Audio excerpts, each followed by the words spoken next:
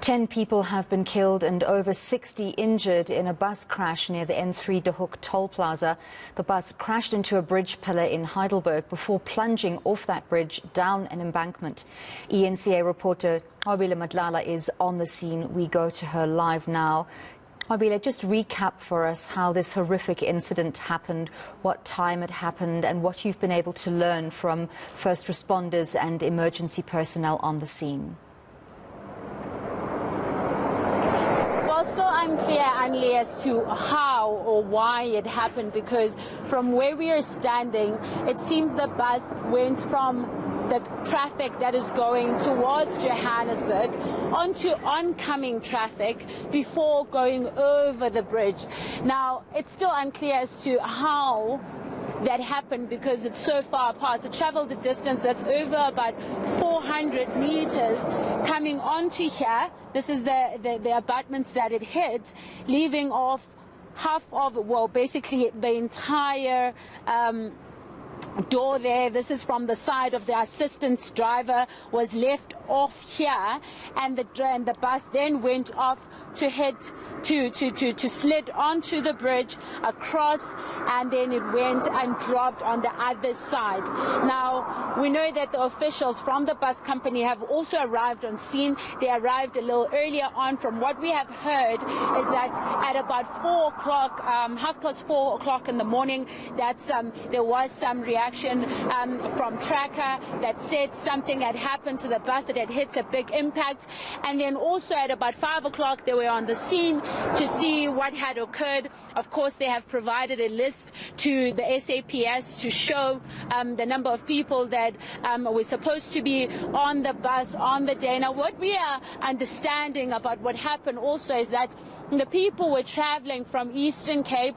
They also stopped halfway where they picked up some of the people that were coming from KwaZulu-Natal. Now, the families still don't know if their people are okay. We have seen one of the family members arriving here really, you could just see they were in pain, they were scared, they didn't know what had happened to. They said it was a 23-year-old that was traveling from Eastern Cape, and they were asking a lot of questions from the police, who then asked them to go to the police station so they could have more details. Now, what we understand is that about 26 people have been taken to Telemogorane Hospital.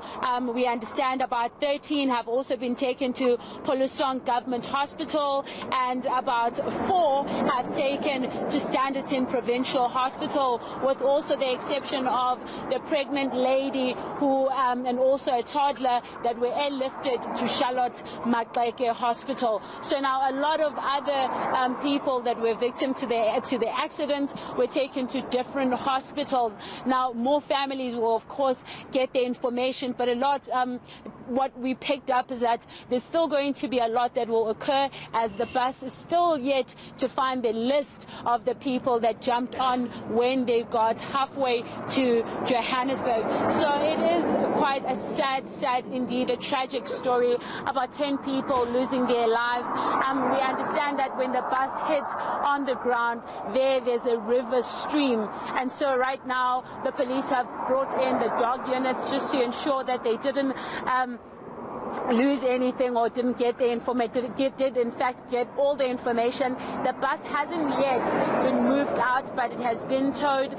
It's now in the right position that they can move out. Speaking to RTMC earlier on, they explained to us that they are now investigating. There is now a case of culpable homicide, which is currently being investigated, as we understand that out of the 10 people that have passed away, 2 of the drivers of the actual truck, of the actual bus, also passed away. So right now they're investigating, and they will be speaking to obviously the bus company to understand what really occurred. Now, the road has now been open. As you can see, the N3 is now working. A lot of the stuff that was still left here, which was people's clothing as well as the food and all that was in the bus, has now been moved.